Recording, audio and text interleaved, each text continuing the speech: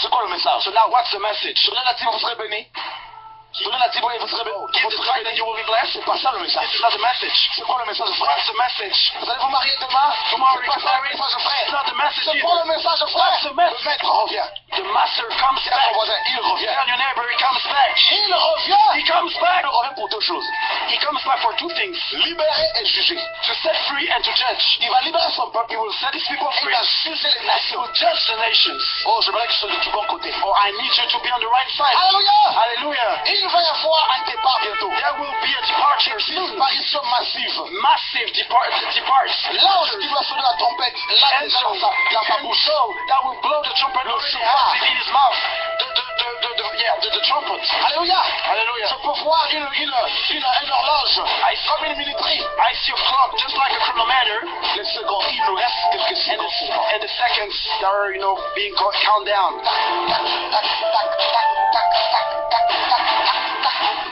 Quelques secondes. Just a few seconds. Vous ne voyez pas qu'il se passe des choses. Don't you stop qui veut partir? Who wants to leave? Who wants to be taken up?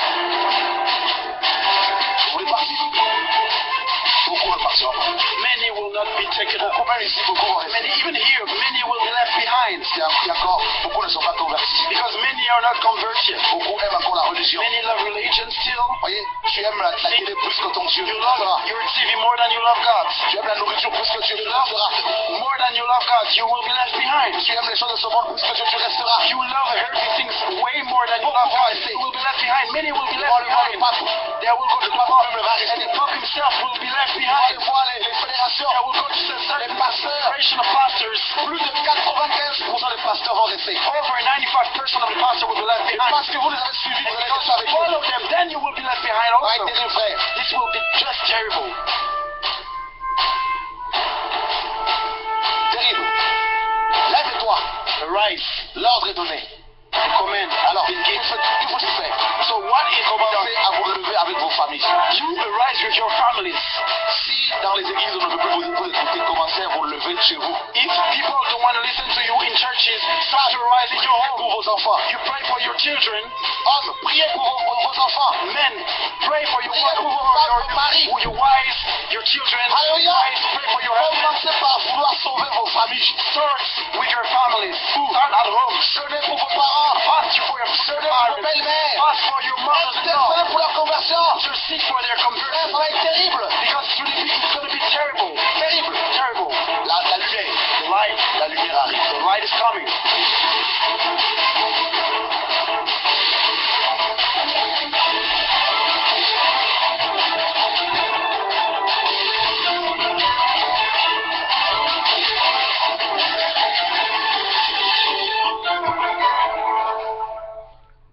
Je vous salue au nom de Jésus-Christ de Nazareth.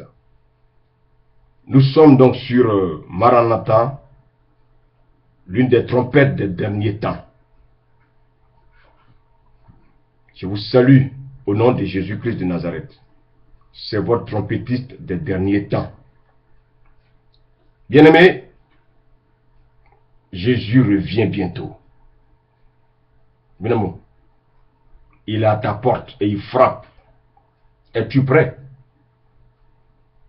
Es-tu prêt? Jésus revient bientôt. Bien-aimé, le message de ce soir a pour titre: qui est ton rémunérateur? Qui est ton rémunérateur, bien-aimé? Hébreux 11, verset 6 nous dit ceci: or, sans la foi, il est impossible d'être agréable à Dieu. Car il faut que celui qui s'approche de Dieu croit que Dieu existe et qu'il est le rémunérateur de ceux qui le cherchent. Alléluia. Alléluia. Bien-aimé, qui est ton rémunérateur? Bien-aimé, parlons d'abord de la foi. Lorsqu'on parle de la foi, cela signifie que nous avons déjà entendu quelque chose. Mais qui nous avons entendu? Nos pensées? notre mari, notre femme, notre pasteur? Non, il ne s'agit pas de cela. Il faut entendre la voix de Dieu. Oui, il faut entendre la voix de Dieu. Qui doit manifester la foi? Bien-aimé, lorsqu'on lit le livre de Romains, Romains 1,17 dit que la foi, le juste vivra par la foi. Bien-aimé, c'est seulement par la foi qu'on peut vivre la vie chrétienne, pas par autre chose. Le juste, c'est celui qui croit que Dieu existe. Il a été rendu juste par le sang de Jésus. Ce n'est pas par ses propres forces, non. Mais c'est par le sang qui a coulé à la croix de Golgotha. Tout disciple de Jésus-Christ doit marcher par la foi. Les Paul ont marché par la foi. Les Pierre ont marché par la foi. Bien aimé, nous ne devons pas marcher par la vue. Mais avant de m'approcher de Dieu, je dois croire d'abord que Dieu existe. Qu'est-ce que cela veut dire? Avant d'élever la voix vers le Père, je dois croire dans mon cœur qu'il est vivant, qu'il vit, qu'il existe. Certes, je ne le vois pas, mais je crois dans mon cœur que je le vois. Et je crois qu'il m'écoute chaque fois que je lève la voix vers lui. Bien aimé, nous devons croire aussi que Dieu est notre rémunérateur. Qu'est-ce qu'un rémunérateur? C'est celui qui paye pour un travail. Maintenant, écoutez-moi bien, chrétien. Est-ce que les pasteurs d'aujourd'hui ont pour Dieu comme rémunérateur? Non. Ce sont leurs partenaires financiers qui sont leurs rémunérateurs. C'est dommage. Ce sont les brebis de Dieu qui sont leurs rémunérateurs. C'est un péché. Bien aimé, il ne faut pas commander de l'argent aux brebis de Dieu. Même parmi les brebis de Dieu, on peut aussi se poser la question de savoir qui est leur rémunérateur. Beaucoup n'ont pas Dieu comme rémunérateur. Femme, c'est à toi que je parle. Pourquoi lorsque tu as des problèmes avec ton mari, pourquoi tu exposes sa vie à ta voisine? Pourquoi tu l'exposes auprès de ta mère? Pourquoi tu ne te confies pas à Dieu? Mon frère, toi qui cherches du travail, pourquoi cherches-tu ton oncle ou bien un ami pour te trouver du travail? Au lieu de crier à Dieu.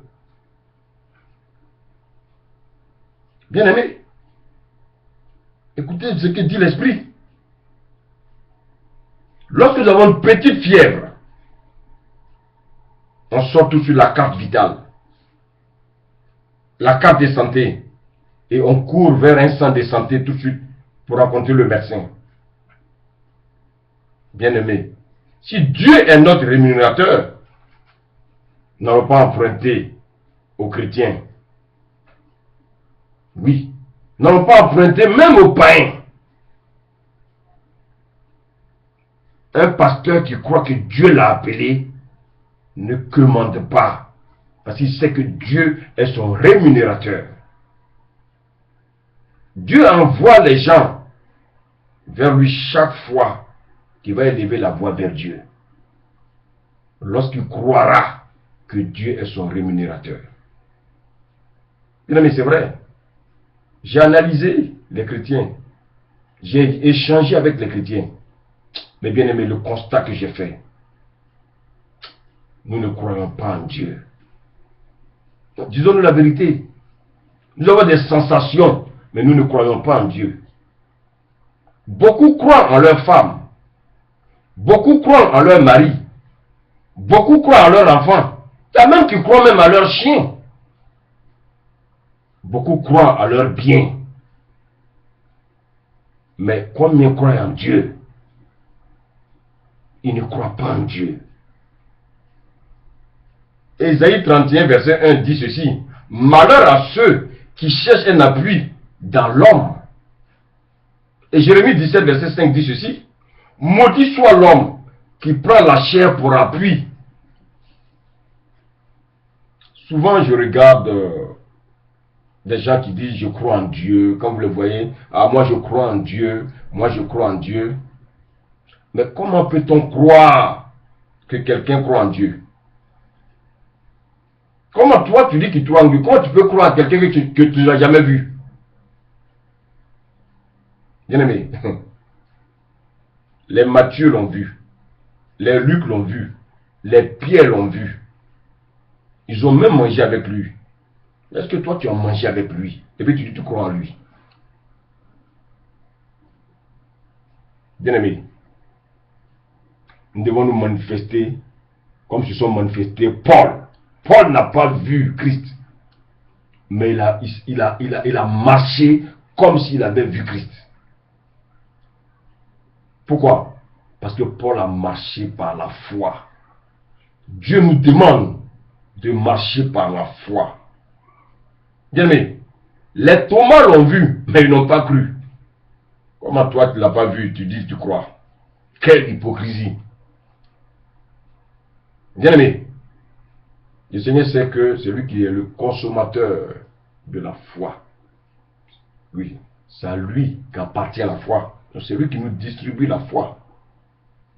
Dieu sait que chacun de nous a sa foi. Aucune personne ne peut manifester sa foi à la place de l'autre. Bien aimé, si tu veux marcher avec Dieu, ce n'est pas avec tes pieds, mais c'est par la foi. Il n'est pas dit que le juste vivra par ses pieds. Non. Le juste vivra par la foi.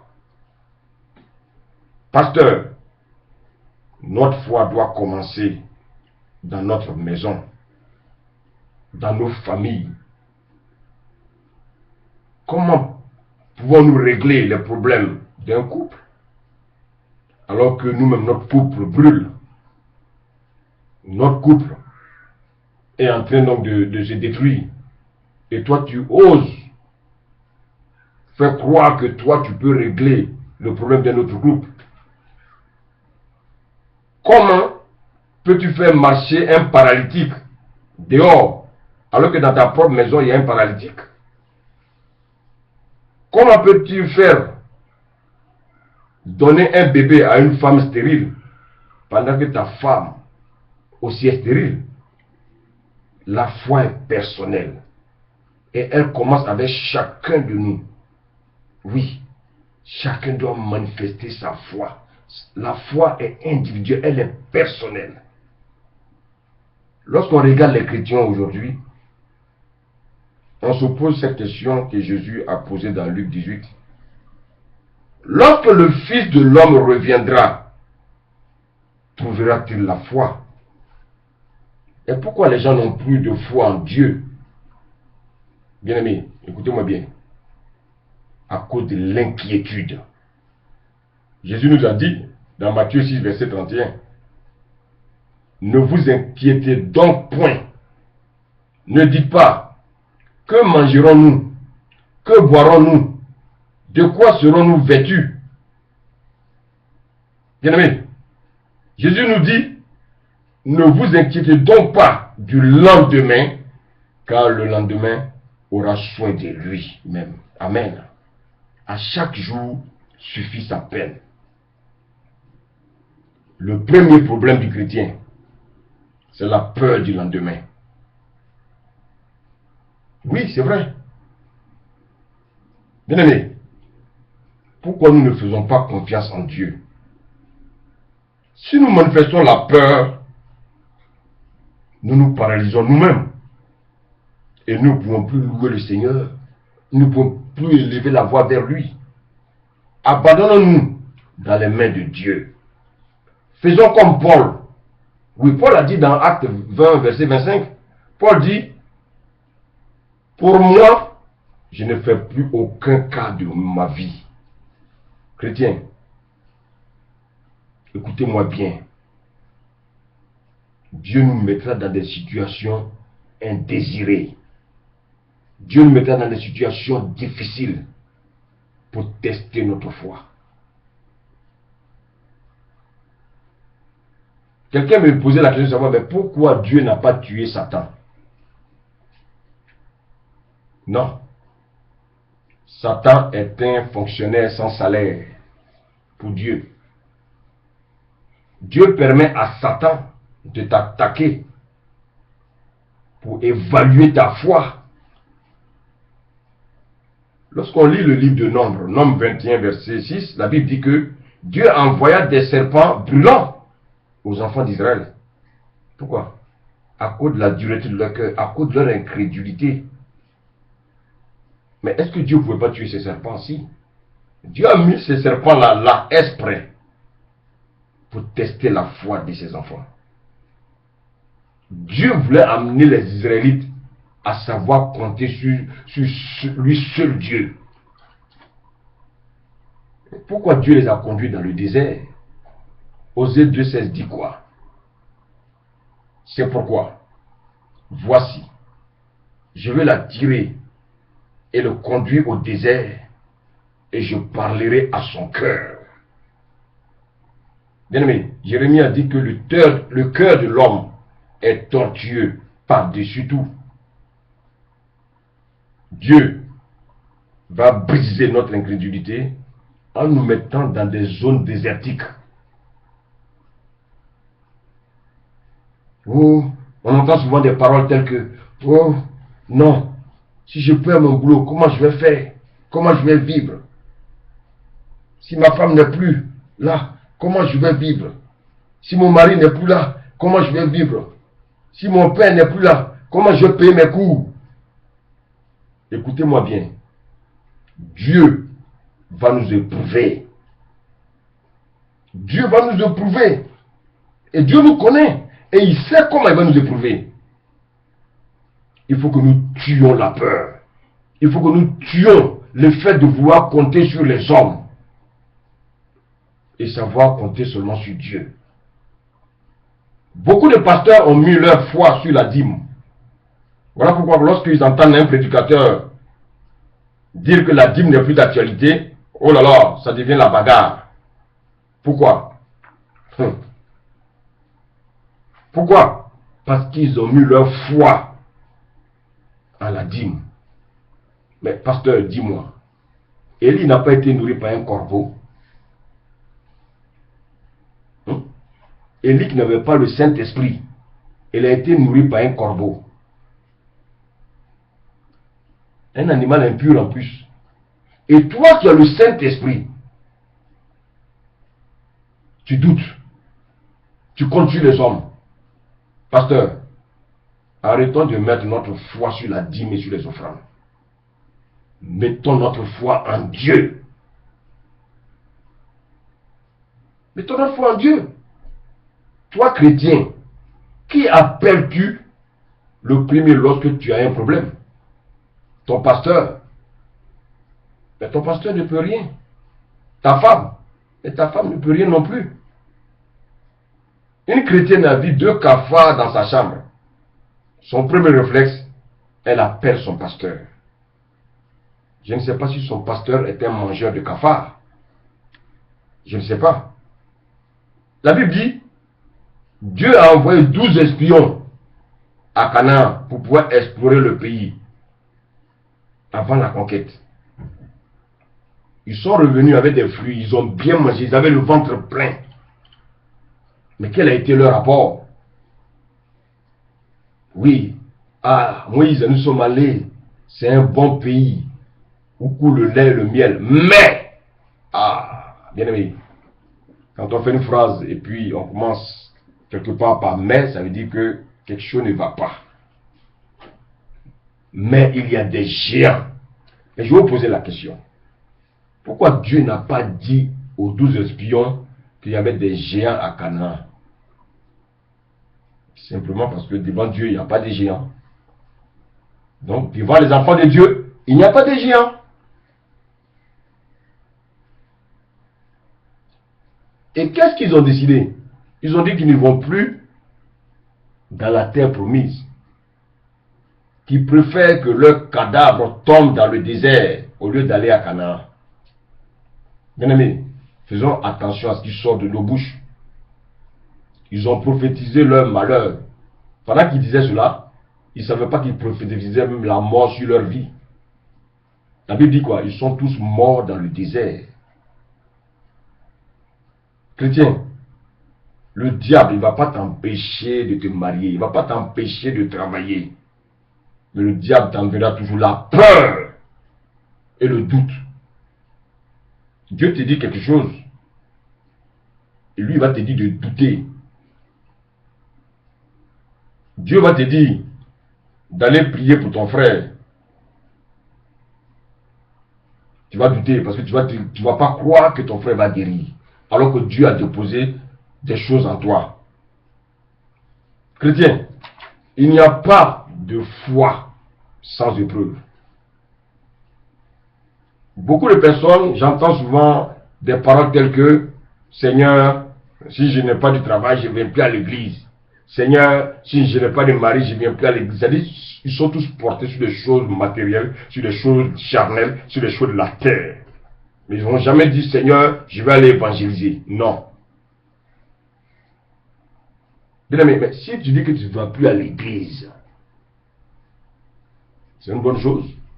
Si tu ne vas plus dans un bâtiment, c'est une bonne chose. Mais si tu as une communion, le Seigneur, c'est bien. Maintenant, si tu abandonnes la communion, le Seigneur, et que tu mènes la vie que tu veux, bien aimé, ta destination directe, c'est l'enfer. Dieu ne va pas pardonner pour ça. Non. Oh là là. Aujourd'hui, on a l'impression que beaucoup regrettent même d'avoir accepté Christ. Mais il ne peut plus faire marche arrière. Ah oui, il ne peut plus. Parce que Satan les attend. Devant nos situations, nous nous inquiétons. Mais j'ai une bonne nouvelle pour toi. Dieu ne s'inquiète jamais. Tu peux tout faire. Mais ce que Dieu va te demander, il va te demander de pratiquer la foi. Nos pleurs n'inquiètent pas Dieu. Nos larmes n'inquiètent pas Dieu. La Bible dit dans Jean 11 que lorsque Jésus a été informé de la maladie de Lazare, Jésus a rendu visite à Lazare 4 jours après. Lazare était mort. Marthe et Marie vont aller vers Jésus pour dire, Seigneur, si tu avais été là, Seigneur, ils sont déjà des paroles négatives. La Bible dit que Jésus va se mettre à pleurer. Mais pourquoi Jésus s'est mis à pleurer? Parce que Marthe et Marie qui marchaient avec Jésus ne l'ont jamais connu. C'était des femmes apostates, des femmes qui ont abandonné la foi. Beaucoup ont perdu la foi dans nos églises. On les voit zélés dans l'église, mes bien-aimés. Mais peu ont la foi. Peu ont la foi.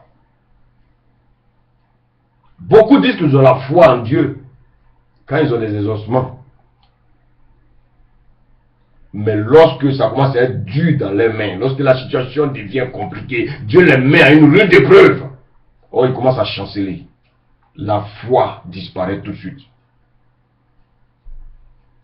Si quelqu'un vous dit, moi j'ai foi en Dieu, moi j'ai foi en Dieu, bien aimé, ne dites rien, attendez qu'il soit dans une situation, et vous verrez s'il a vraiment foi en Dieu.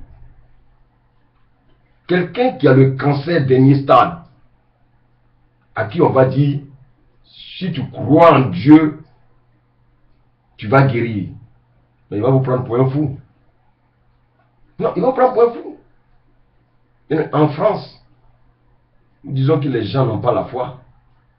Mais pourquoi les gens n'ont pas la foi? Ils ont tout. Ils ont le travail, ils ont des cartes vitales, ils ont les médicaments, ils ont des bus, ils ont des RER. C'est-à-dire, tout est facilité pour eux. Mais si vous voulez voir la foi, allez en Afrique.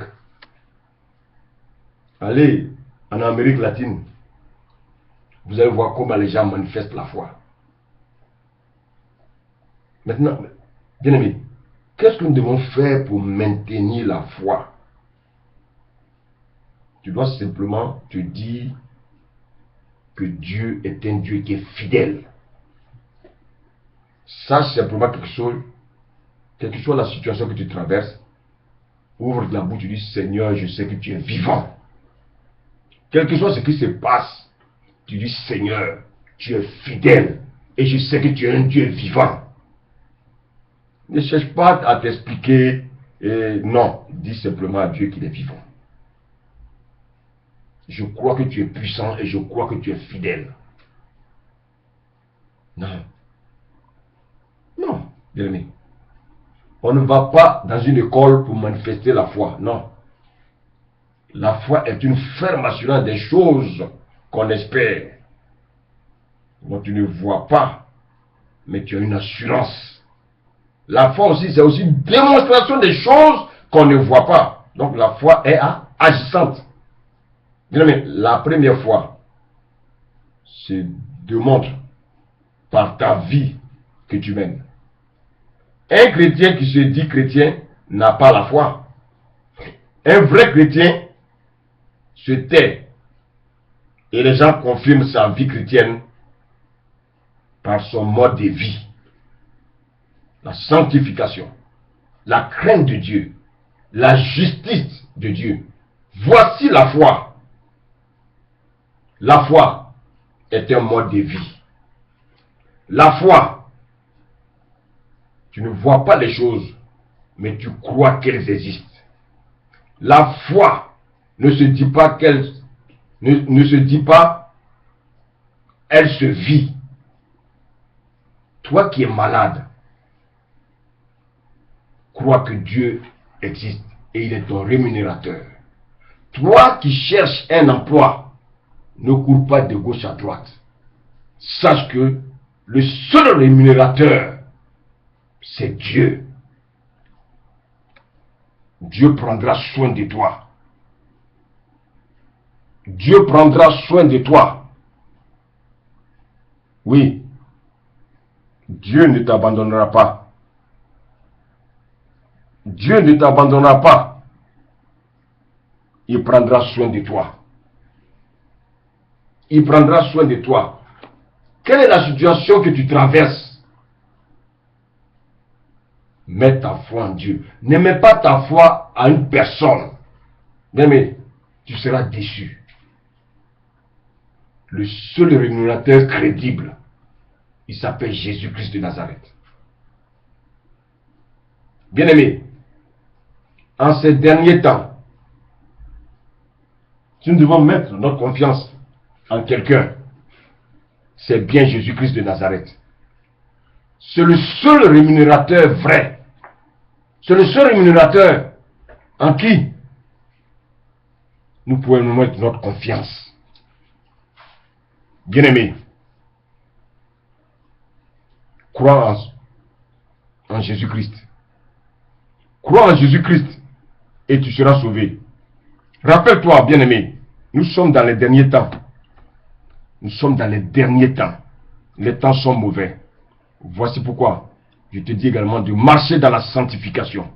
Jésus-Christ n'est pas loin. Il n'est pas loin. Il arrive pour enlever son église. Une église sans tache ni ride. Bien-aimé, crois en ce Dieu-là et tu verras sa gloire. Toi qui es malade, je te prie seulement de lever la main. Je vais prier pour toi. Seigneur, je bénis ton nom pour ton serviteur. Oui. Voici ton fils qui est devant ta face. Seigneur, mets ta main sur ta poitrine. Seigneur, tu connais sa vie. Tu connais le mal dont il souffre. Père, je prie au nom de Jésus-Christ de libérer ton enfant. Libère-le, libère-le.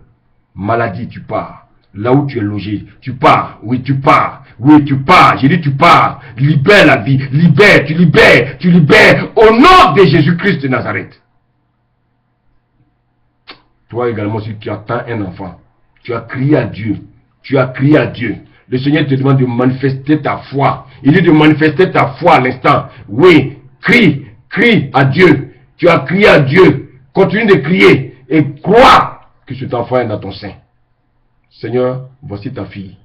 Elle atteint un bébé. Seigneur, je te remercie. La manière dont tu as déposé la semence dans le sein de Marie, tu déposes la même semence dans le sein de ta servante. Papa, tu es vivant. Tu es merveilleux. Toi qui as une maladie chronique, les médecins t'ont condamné. Je prie à l'instant. Au nom de Jésus-Christ, tu es libéré. Tu es libéré. Papa, je te dis merci pour ce moment. Le Dieu de paix, le Dieu de gloire, le Dieu véritable. Seigneur, les temps sont mauvais et tu arrives bientôt. Seigneur, je te prie pour tes enfants qui n'ont pas encore compris, que tu les touches. Parce que tu es un Dieu vivant, tu es un Dieu merveilleux et tu es un Dieu puissant. À toi l'honneur, au nom de Jésus. Amen.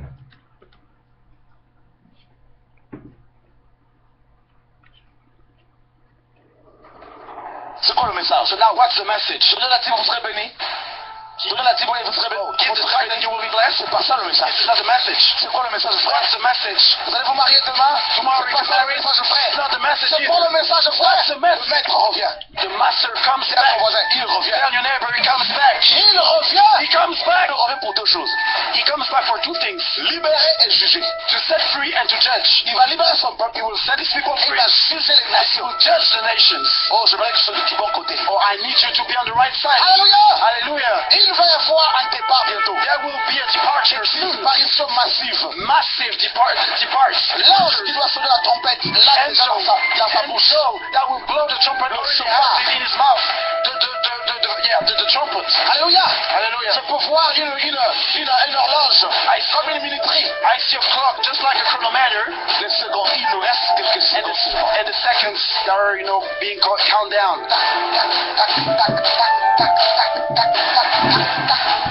Quelques secondes. Just a few seconds. Vous ne voyez pas qu'il se passe des choses. Don't you see that stuff? Qui veut partir? Who wants to leave? Who wants to be taken up? Vous voulez partir? Beaucoup veulent partir. Many will not be taken up. Many, even here, many will be left behind.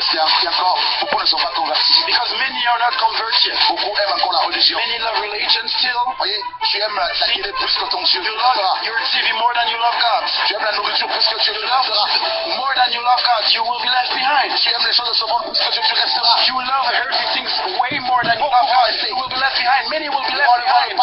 They will go to the Pope. And the Pope himself will be left behind. Voir les fédérations. They will go to the certain federation of pastors. Plus de 95% des pasteurs vont rester. Over 95% of the pastors will be left behind. Parce que vous les avez suivis, vous allez rester avec eux. Follow them, then you will be left behind also. This will be just terrible.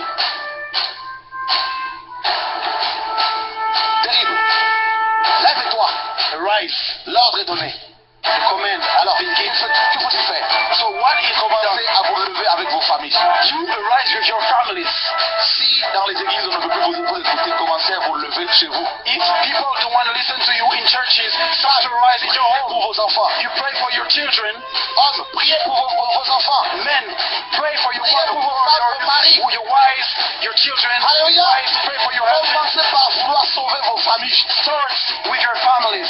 Start at home. Jeûnez pour vos parents. Fast for your belle-mère. Fast for your mother-in-law. Pour leur conversion. Intercede for their conversion. Ça va être terrible. Because it's going to be terrible. Terrible. Terrible. La lumière. Light. La lumière arrive. The light is coming.